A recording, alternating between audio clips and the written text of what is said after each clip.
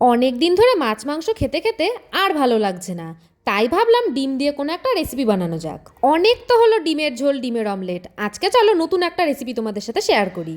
তাহলে চলো দেরি না করে রান্নাটা শুরু করা যাক। প্রথমেই তো আমি ডিমগুলোকে ভালো করে সেদ্ধ করে নিয়েছি, এরপর ডিমের খোসাগুলো পরিষ্কার করে ছাড়িয়ে নিলাম। এখন কড়াই গরম করে বেশ কিছুটা পরিমাণে তেল দিয়ে দিয়েছি, আর তেল গরম হয়ে আসলেই আমি দিয়ে দিচ্ছি পরিমাণ মতন লবণ আর হলুদ।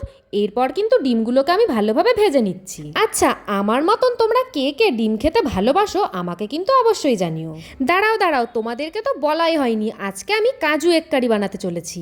দেখো ডিমগুলো কিন্তু ভাজা হয়ে গেছে, এবার আমি তোমাদেরকে বলে দিই যে আজকে রেসিপিটার জন্য কি কি উপকরণ প্রয়োজন।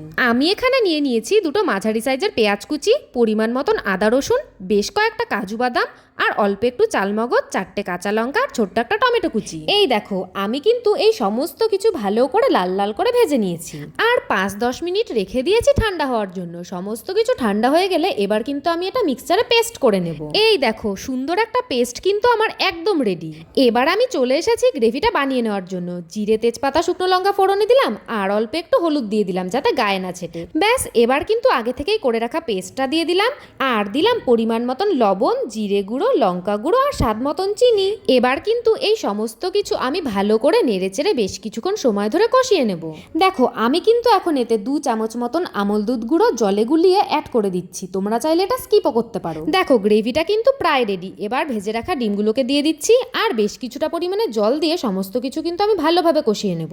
চলো কাজু এগ কারি এদিকে হতে থাকুক, আর আমি আমার প্রিয় কিছু দিদিভাইদের নাম তোমাদের সাথে শেয়ার করি। নাসিমা পারভিন দিদিভাই আমাকে বলছে যে কি মিষ্টি লাগে দিদিভাই তোমাকে, আর তোমার রান্নার ভিডিওগুলো দেখতে আমার অসাধারণ লাগে, তুমি সুস্থ থেকো, ভালো থেকো। থ্যাংক ইউ সো মাচ দিদিভাই। কাজলি সাহা দিদিভাই আমাকে কমেন্ট করেছে যে আমার তো তোমার রান্নার ভিডিওগুলো খুব ভালো লাগে, আর তার থেকেও বেশি ভালো লাগে তোমাকে। থ্যাংক ইউ সো মাচ দিদিভাই। সরস্বতী দিভার দিদিভাই আমাকে বলছে যে তোমার সবকটা রান্নার ভিডিও আমার খুব ভালো লাগে, আর তুমি প্রচুর মিষ্টি। থ্যাংক ইউ সো মাচ দিদিভাই। প্রিয়া দেবনাথ দিদিভাই আগের ভিডিওতে আমাকে কমেন্ট করেছে যে দিদিভাই তোমার প্রত্যেকটা ভিডিও আমি দেখি, তোমার কোনো ভিডিও আমি মিস করি না, তুমি প্লিজ আমার নামটা একবার নিও। থ্যাংক ইউ সো মাচ দিদিভাই। মাম্পি দাস দিদিভাই আমাকে বলছে যে তোমার প্রত্যেকটা রান্নার ভিডিও দেখি, কিন্তু কখনো কখনো কমেন্ট করতে ভুলে যাই, আজকে আমি তোমাকে কমেন্ট করলাম, তুমি প্লিজ আমার নামটা নিও, আমি ত্রিপুরা থেকে বলছি। থ্যাংক ইউ সো মাচ দিদিভাই।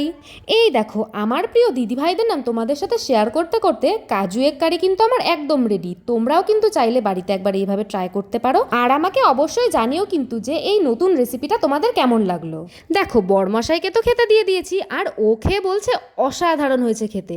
আজকের মতন এইটুকুই, চলে আসবো আবার নতুন আর একটা রান্নার ভিডিও নিয়ে। তোমরা সবাই ভালো থেকো, সুস্থ থেকো। আজকের মতন টাটা।